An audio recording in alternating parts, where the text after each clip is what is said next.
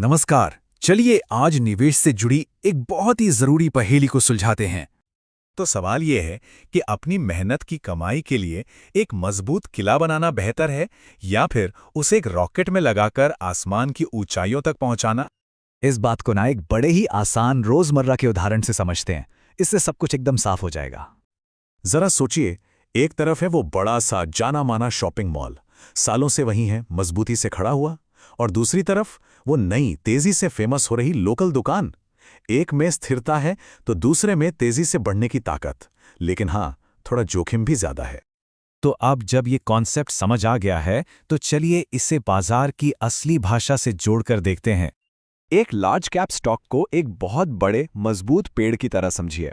ये बढ़ता तो धीरे धीरे है, लेकिन बड़े से बड़े तूफान में भी अपनी जगह पे डटा रहता है।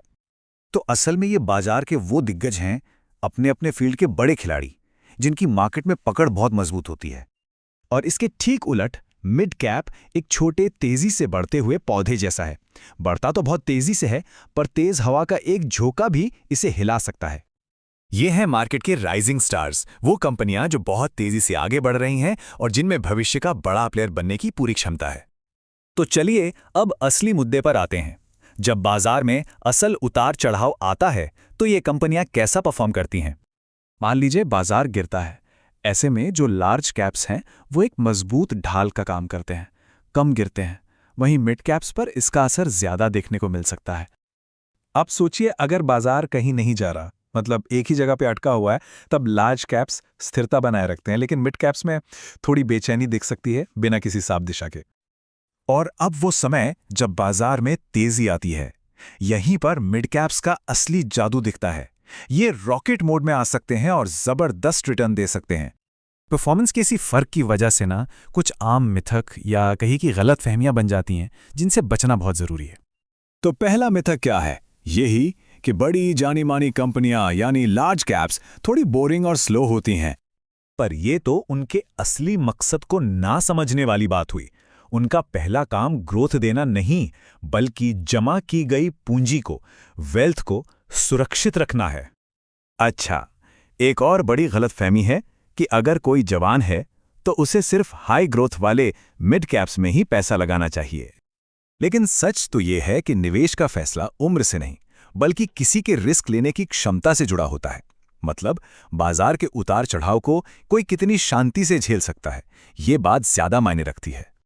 तो अब जब ये मिथक दूर हो गए हैं, तो असली सवाल ये उठता है कि कोई अपने लिए सही मिक्स कैसे चुने।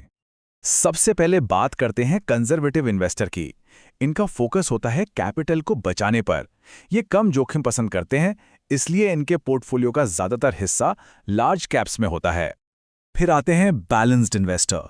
ये स्थिरता और ग्रोथ दोनों का फायदा उठाना चाहते हैं, तो ये अपने पोर्टफोलियो में लार्ज कैप और मिड कैप दोनों का एक अच्छा बैलेंस बनाकर चलते हैं। और आखिरी में एग्रेसिव इन्वेस्टर। इनका लक्ष्य होता है हाई रिटर्न कमाना। ये ज्यादा जोखिम लेने से नहीं डरते, इसलिए इनका झुकाव मिड कैप्स की तरफ ज्यादा होता है।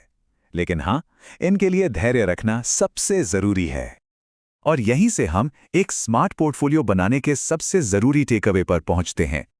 खत्म करने से पहले एक सवाल है जो हर निवेशक को खुद से पूछना चाहिए। सोचिए, अगर कल बाजार अचानक 40% गिर जाए तो क्या होगा? क्या घबराहट में सब कुछ बेच दिया जाएगा या टिके रहने का हौसला होगा? क्योंकि असल में बात किसी एक को चुनने की है ही नहीं। एक कामयाब पोर्टफोलियो को सिर्फ ग्रोथ देने वाले हीरोज की जरूरत नहीं होती, उसे बचाने के लिए बॉडीगार्ड्स भी चाहिए होते हैं। बिल्कुल वैसे ही जैसे एक अच्छी टीम में दोनों होते हैं।